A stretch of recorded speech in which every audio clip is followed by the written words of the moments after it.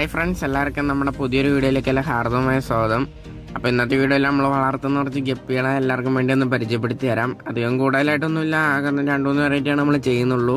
എന്നാലും ചെയ്യുന്ന ഗപ്പികളെ നമ്മൾ പരിപാലിക്കുന്ന രീതിയും അതിന് കൊടുക്കുന്ന ഫുഡും അങ്ങനെ അതിനെപ്പറ്റി ഒരു വീഡിയോ ആണ് നമ്മളിന്ന് ഉദ്ദേശിക്കുന്നത്.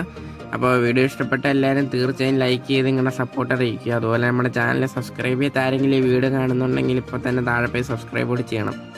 അപ്പോൾ ആദ്യം തന്നെ പറയട്ടെ, ആരും കൂടുതലായിട്ട് എക്സ്പെക്റ്റ് ഒന്നും ചെയ്യരുത്. കാരണം നമ്മളധികം വലിയ രീതിയിലൊന്നും ഗപ്പികളെ വളർത്തുന്നില്ല. ആകെ കുറച്ച് ചെറിയ പാത്രങ്ങളിലായി കുറച്ച് ഗപ്പീസിന് മാത്രമാണ് നമ്മളിപ്പോൾ നിലവിൽ ചെയ്തുകൊണ്ടിരിക്കുന്നത്. അപ്പോൾ കെയറിങ്ങിനെ കുറിച്ച് പറയുമ്പോൾ ആദ്യം തന്നെ പറയാം, നമ്മളിപ്പോൾ വളർത്തിക്കൊണ്ടിരിക്കുന്ന ഈ കാണുന്ന പോലത്തെ ബേസിനുകളിലാണ്. അപ്പോൾ ബേസിനുകൾ വളർത്തുന്നതിന് പല ഗുണങ്ങളും ഉണ്ട്.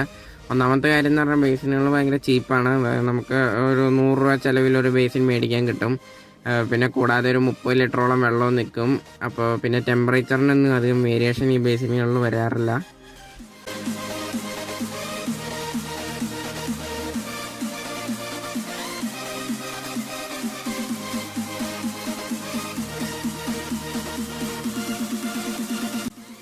അപ്പോൾ അടുത്ത നമ്മൾ വളർത്തുന്ന ഗപ്പികളൊക്കെ എല്ലാവർക്കും വേണ്ടി എന്ത് കാണിച്ചു തരാം. അപ്പോൾ ആദ്യമായിട്ട് പരിചയപ്പെടുത്താൻ പോകുന്നത് കോയി ടെക്സിഡോ എന്ന് പറഞ്ഞൊരു ബ്രീഡാണ്. അപ്പം വളരെ മികച്ച ബ്രീഡ് തന്നെയാണ് കോയി ടെക്സിഡോ. അപ്പോൾ ഞാനൊരു മെയിലിനും 2 ഫീമെയിലിനെയാണ് ഇപ്പോൾ നിലവിൽ എടുത്തിട്ടുള്ളത്. അപ്പോൾ ഏതാണ്ട് 1 മാസം ആയപ്പോഴത്തേക്കും നമ്മുടെ 2 ഫീമെയിലും ബ്രീഡായി. അപ്പോൾ ധാരാളമായി കുഞ്ഞുങ്ങളെ കിട്ടിയ കുഞ്ഞുങ്ങളെ ഞാൻ വീഡിയോയുടെ ഇടയ്ക്ക് ഇൻക്ലൂഡ് ചെയ്തേക്കാം. അപ്പോൾ അധികം മോർട്ടാലിറ്റി ഒന്നും സംഭവിക്കാത്തൊരു ബ്രീഡാണ് കോയി ടെക്സിഡോ. പിന്നെ കാണാനും നല്ല ഭംഗിയുണ്ട്.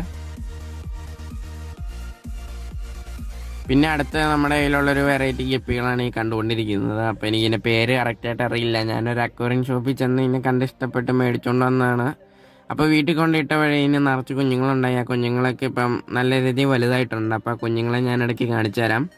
പിന്നെ നമ്മുടെ കയ്യിലുള്ള എല്ലാ ഗപ്പികളെയും നമ്മൾ ബ്രൂഡ് സ്റ്റോക്ക് കീപ്പ് ചെയ്തിരിക്കുന്നത് ഇതുപോലത്തെ ട്രാപ്പുകളിലാണ്. അപ്പോൾ ഈ ട്രാപ്പ് ഉണ്ടാക്കുന്ന വീഡിയോ നമ്മുടെ ചാനലിന് മുമ്പ് ഇതിനു മുമ്പ് നമ്മൾ ഇട്ടിട്ടുണ്ട്. അപ്പോൾ ആ വീഡിയോയുടെ ലിങ്ക് ഞാൻ ഡിസ്ക്രിപ്ഷനിൽ ഇട്ടേക്കാം. അപ്പോൾ എല്ലാവരും കയറി ഒന്ന് കാണണം.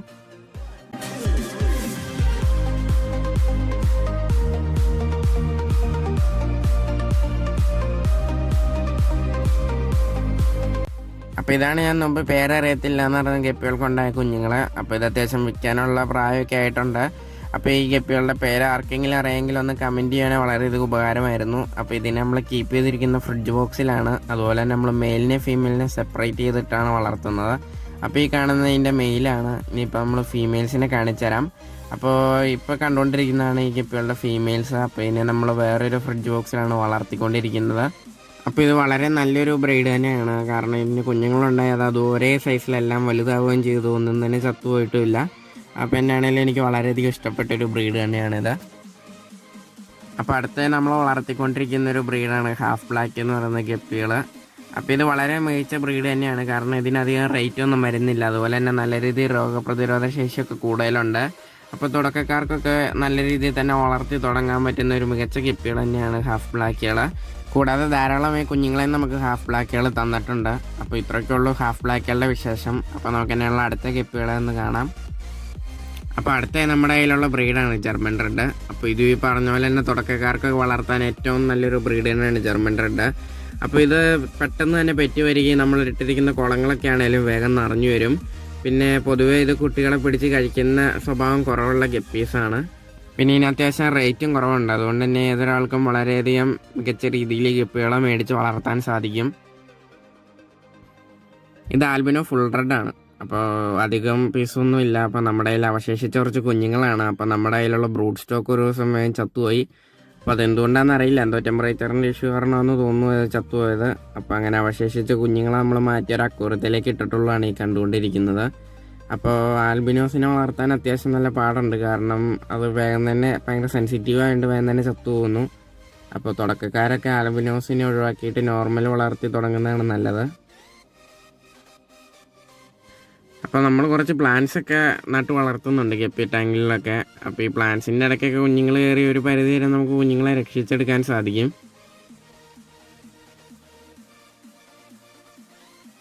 ഇനിയിപ്പോൾ നമ്മുടെ കയ്യിലുള്ള ഗപ്പി കുഞ്ഞുങ്ങളെയൊക്കെ നിങ്ങൾക്ക് വേണ്ടി ഒന്ന് പരിചയപ്പെടുത്തി തരാം. അപ്പോൾ കുറേ കുഞ്ഞുങ്ങൾ നമുക്ക് ഈടായിട്ട് ഉണ്ടായി കിട്ടിയിട്ടുണ്ട്. അപ്പോൾ കുഞ്ഞുങ്ങളാണ് നിങ്ങളിപ്പോൾ കണ്ടുകൊണ്ടിരിക്കുന്നത്. അപ്പോൾ ഈ കാണുന്ന ഹാഫ് ബ്ലാക്ക് ഇനത്തിൽപ്പെട്ട ഗപ്പികളുടെ ഒരു 10-20 പീസ് കുഞ്ഞുങ്ങളാണ്. അപ്പോൾ ഇത് ഞാൻ ആദ്യമേ പറഞ്ഞ പേരറിയാമല്ലാത്ത അന്യോണായിട്ടുള്ള ഗപ്പികളുടെ കുറച്ച് കുഞ്ഞുങ്ങളാണ്. അപ്പോൾ നമ്മൾ ഒരേ സൈസുള്ള കുഞ്ഞുങ്ങൾ ഒരുമിച്ച് ഒരു സോർട്ട് ചെയ്തിട്ടുണ്ടെന്നേ ഉള്ളൂ. അപ്പോൾ ഇതൊരു 40-50 കാണും. അപ്പോൾ എന്താണെങ്കിലും ഇതിന് നമ്മൾ സെപ്പറേറ്റ് ചെയ്യാണ് വളർത്തിക്കൊണ്ടിരിക്കുന്നത്.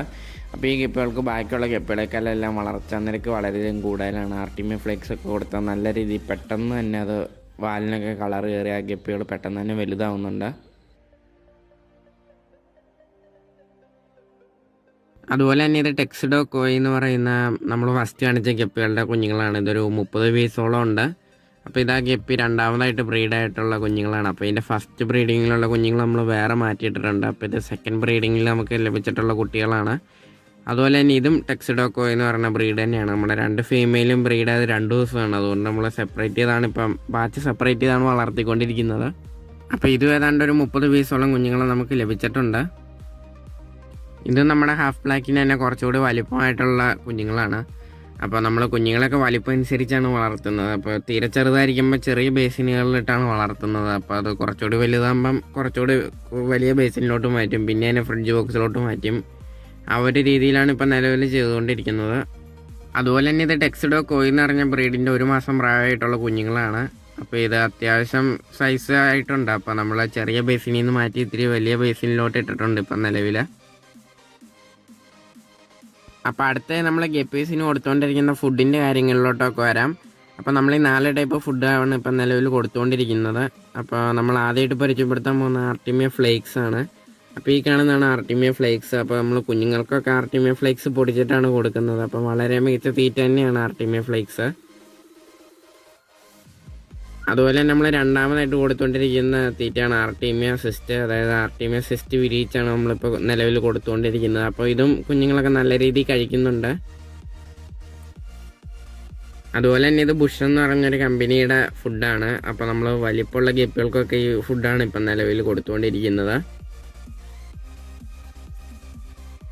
ഇതും അതുപോലെ തന്നെ നമ്മൾ ബ്രൂട്ട് സ്റ്റോക്ക് ആയിട്ടുള്ള ഗപ്പികൾക്ക് കൊടുക്കുന്ന ഫുഡാണ്. അപ്പോൾ നമ്മൾ ഈ ബുഷിൻ്റെ ഫുഡും ഈ ഗപ്പി ബീറ്റും മാറിയാണ് ഇപ്പം നിലവിൽ കൊടുത്തുകൊണ്ടിരിക്കുന്നത്. അപ്പോൾ ഇത്രയൊക്കെ ഉള്ളൂ നമുക്ക് നമ്മുടെ ഗപ്പികളെ കുറിച്ച് പറയാനുള്ള വിശേഷങ്ങൾ. അപ്പോൾ വീഡിയോ ഇഷ്ടപ്പെട്ട എല്ലാവരും തീർച്ചയായും ലൈക്ക് ചെയ്യണം. കൂടാതെ നിങ്ങളുടെ സംശയവും കാര്യങ്ങളൊക്കെ കമൻറ്റ് ബോക്സിലിട്ടാൽ നമുക്കത് ചർച്ച ചെയ്യാവുന്നതാണ്. അപ്പോൾ ഒട്ടും താമസിയാതെ നമ്മൾ പുതിയൊരു വീഡിയോ ആയിട്ട് വരുന്നതായിരിക്കും. അതുവരെ നന്ദി.